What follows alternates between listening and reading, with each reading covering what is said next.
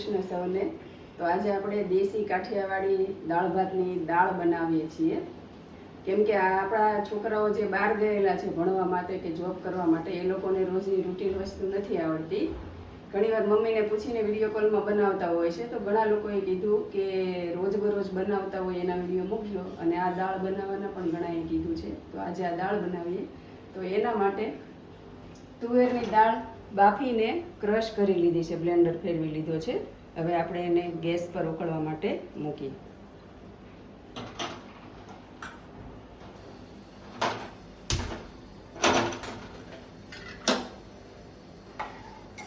હવે દાળમાં આપણે આટલી વસ્તુ જોશે: લીંબુનો રસ છે, ટામેટું, લીલું મરચું, આદુ, મીઠા લીમડાના પાન અને ગોળ, અને લીલી કોથમીર છે કાપેલી ઝીણી। તો પહેલા આપણે નાખશું, આ ગોળ નાખી દઈશું દાળમાં। આટલી રાખવાની છે, બહુ ઘાટી પણ નહીં અને એકદમ પતલી પણ નહીં, એટલે ઉકળે એટલે માપે થઈ જાય। હવે આ બધા મસાલા નાખી દઈશું આપણે। મીઠા લીમડાના પાન થોડાક વઘાર કરવા માટે રાખીએ અને થોડાક ઉકળવામાં નાખીએ।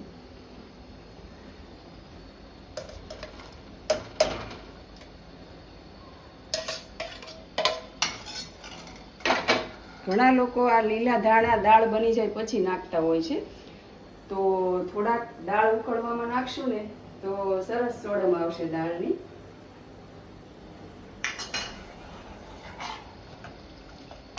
લીંબુનો રસ,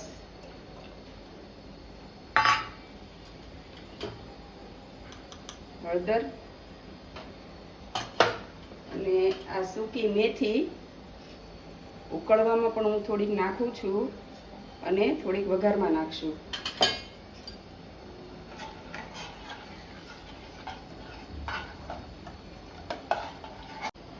તો દાળ આપણે બધા મસાલા પાડી દીધા હતા અને ઉકળી ગઈ છે બરાબર। તો હવે વઘાર મૂકશું આપણે। આ તેલ ગરમ થઈ ગયું છે આપણું, તો પહેલાં સૂકું મરચું નાખશું,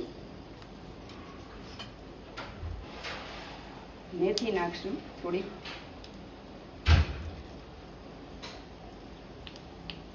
મેથી નાખવાથી કોઈ પણ ગેસ વાયુનો પ્રોબ્લેમ હોય તો એ નથી રહેતો। તુવેર દાળ પચવામાં ભારે હોય છે એટલે એમાં મેથી નાખો તો સારું પડે।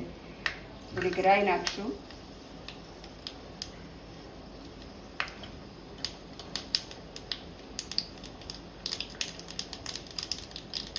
જીરું, રાઈ થોડીક તતડી જાય પછી આપણે જીરું નાખશું,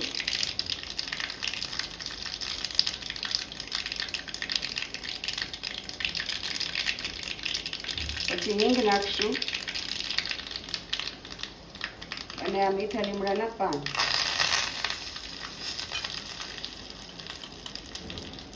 પછી દાળમાં વઘાર પાડતી વખતે આપણે આ લાલ મરચાંનો પાવડર નાખી અને તરત વઘાર પાડી દઈશું।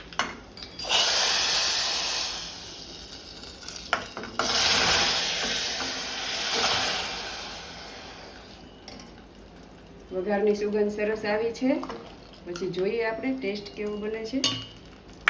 દાળને વઘાર કરી અને પછી થોડીક વાર આપણે ઉકળવા દઈએ એટલે વઘાર બરાબર અંદર બેસી જાય અને મસાલા પણ ચડી જાય બરાબર। તો આપણી દેશી કાઠિયાવાડી દાળ તૈયાર થઈ ગઈ છે બનીને।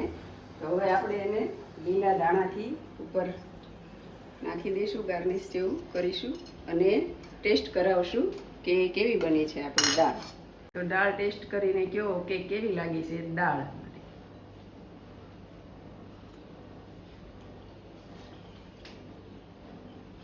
બહુ સારો ટેસ્ટ છે। ગળ્યો ખાટો તીખો બધો બરાબર છે? બધું બરાબર છે એકદમ। ઓકે।